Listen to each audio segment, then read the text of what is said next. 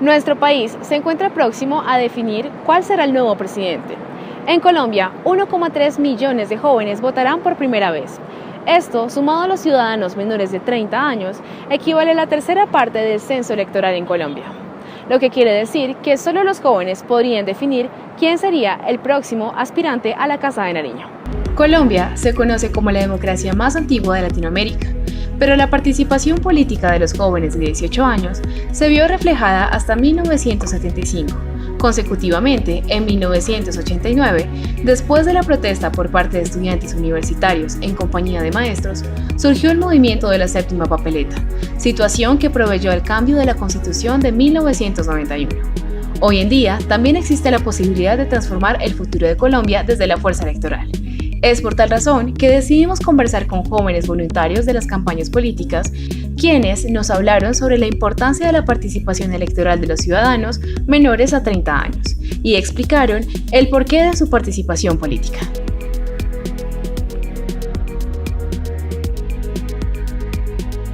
Es que Colombia es un país joven. El 52% de los colombianos hoy somos menores de 30 años. Y el 73% somos menores de 45 años. Para que se haga una idea, este es un momento en que de mucha trascendencia para el país, pero sobre todo con una generación joven, con una generación que tiene unas expectativas diferentes a las que en otro momento tenían el país. Por eso hace que, entre otras cosas, los políticos de hoy, pero con el cerebro de otro momento, o su visión de país de otro momento, pues tengan que adaptarse, porque el país hoy está cambiando, hoy quiere hablar de emprendimiento, hoy ve un país que se está asfixiando con una reforma tributaria que no permite emprender en Colombia, que ha disparado el número de cerebros fugados en el país, es decir, cada día son más la gente joven que se quiere ir de Colombia buscando cómo o estudiar o cómo generar empresa, cómo darle vida a un proyecto de emprendimiento afuera del país, porque por diferentes motivos, porque diga que Colombia no hay seguridad, no hay un capital semilla que incentive, que porque las oportunidades se las dieron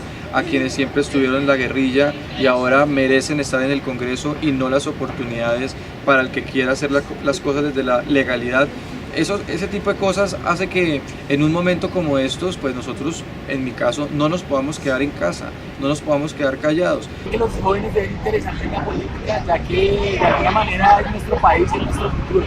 Si nosotros mismos no aprovechamos estas oportunidades de interesarnos en aquellos temas que para un futuro van a ser demasiado importantes para nosotros, creo que no estamos en nada, ¿no? Entonces es por eso que los jóvenes debemos apoyar de cierta manera la política, independientemente del candidato que debamos escoger o que seamos digamos, viables o a favor y que estemos a favor, debemos interesarnos en esto por eso. Es importante que conozcamos a las personas que elegimos. Estas personas son las que manejan los recursos y los proyectos que se hacen tanto dentro del departamento como dentro de la ciudad como dentro de la localidad. Entonces por eso que la gente empieza a tener una cultura política, una cultura ciudadana, que eso empieza desde nuestras casas. Empezar a indagar sobre los candidatos, no solamente que los veamos por televisión o por algún artículo, sino que nosotros nos demos a la tarea de conocer a quienes nos van a representar. Eso es lo más importante en principio. Todos los días yo me levantaba en el 2014, 2015 por una causa, y era cómo hacer que los acuerdos fueran más fáciles para la sociedad, cómo podíamos levantarnos un día en la mañana y no escuchar un balido. Yo soñaba con que se dijeran las palabras mágicas, y era: se acabó esta guerra. Esas eran mis palabras, esas eran las palabras que yo esperaba. En el 2016 lo escucho. Adiós. Esa era la última excusa que le faltaba al país para crecer, para encontrar nuestra riqueza, y era el de la guerra. Por eso los que hoy por hoy no quieren transformaciones y que se han lucrado, digamos, de la inequidad, del desprestigio, de la guerra, son los que hoy dicen que no, que son los peores acuerdos firmados. En el plebiscito, cuando decíamos no, nos tocó uno de los momentos más difíciles, que era que todo el mundo nos dijera que estábamos a favor de la guerra, y nunca fue así. Nosotros estábamos a favor de un buen acuerdo que realmente era distinto a lo que querían que ellos hicieran aprobar. Todo el mundo decía que no, que es mejor un mal acuerdo que una paz, unas palabras así. Nosotros creemos que una paz mal hecha es peor que una guerra. Creemos que cuando no hay reglas claras, pues nadie las respeta ni nadie se siente involucrado. Fíjese que hoy lo que tenemos es que nos dicen que las FARC se desmovilizó y resulta que el Frente Primero de las FARC nunca se desmovilizó, nunca se entregaron los niños reclutados, nunca se entregaron los secuestrados. El país vio cómo llegaron al Congreso primero los secuestradores y nunca vimos los colombianos que llegaran los secuestrados a sus hogares. Frente a esto, ¿qué teníamos que hacer nosotros? Pues decirlo, exponerlo, nos indigna y sin duda hoy tenemos claro que estuvimos del lado correcto de la historia y que el país mismo ha visto con sus propios ojos. Le consta que nosotros estábamos en el lugar correcto de la historia.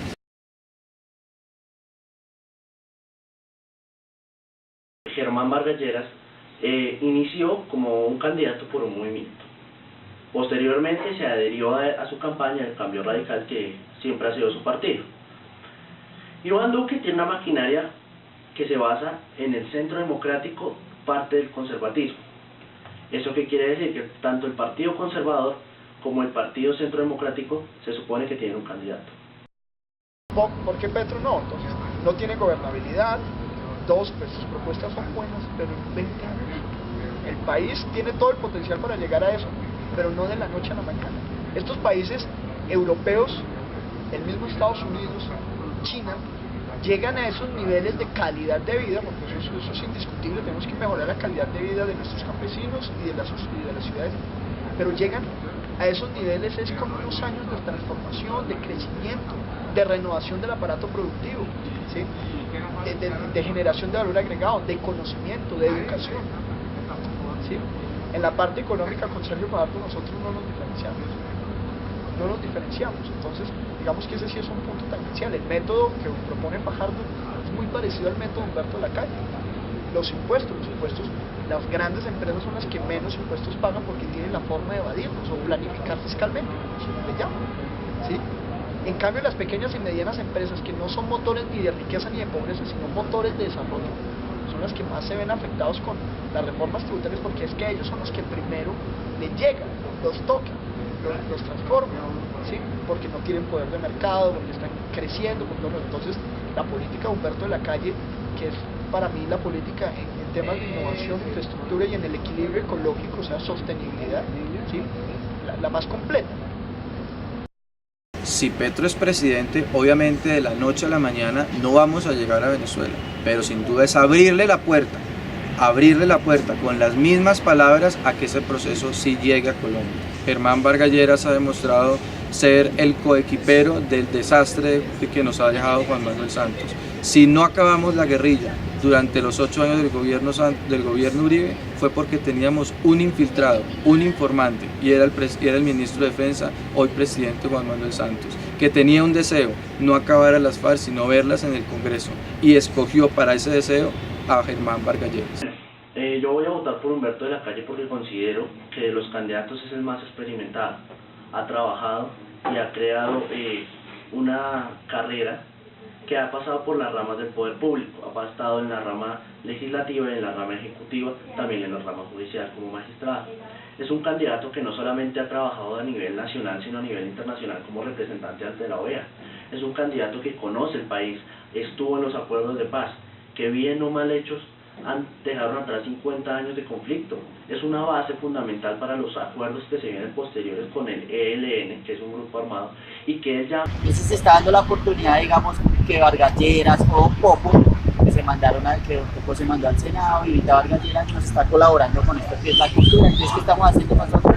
Dándole la mano para que de verdad esto crezca y la gente aprenda más de que esto no es de vandalizar ni de ser vagos, sino de ser cultura y de ser una mejor persona, porque empieza a amar las cosas y a ver las cosas desde otro punto de vista, porque como uno abre más la mente aprendiendo muchas cosas nuevas, y más de lo del equipo que es de la calle, la familia, los amigos. Entonces es como lo único que queremos hacer. Tenemos que diferenciar Uribe y del uribismo. Uribe es un ser humano con unas convicciones que se defienden, pero no depende de Uribe que existan esas convicciones. Nosotros creemos que el Centro Democrático es el punto de encuentro para aquellas personas que estamos preocupados sobre una realidad del país con diferentes preocupaciones. En el caso mío es cómo se va a parar la continuidad de la guerra, teniendo claro que nos dejaron la mano de obra de la guerra intacta con la misma fuente de financiación, pero están los ganaderos, están los empresarios, hay otros estudiantes con otras preocupaciones, las madres cabeza de familia, y con esas preocupaciones, para ir a solucionarlas o responderle a esas preocupaciones, es que se ha elegido a Iván Duque como el candidato. Esperamos, por supuesto, que él continúe con los compromisos que ha firmado. Soy parte de la campaña Humberto de la Calle. Uno no debe tener un compromiso con un candidato. La política no debe funcionar en son de una persona, sino con un compromiso de país. Yo me puse a analizar todos los candidatos y para mí, digamos, la persona que mejor estaba posicionada era Humberto de la Calle. Ya conocimos algunas posturas políticas de los jóvenes. Hoy hacemos un llamado a aquellos ciudadanos para que puedan conocer cómo funciona el Estado colombiano y cuál será su candidato conociendo sus propuestas. Recuerde que el futuro del país está en sus manos. Usted tiene el derecho a ejercer su voto.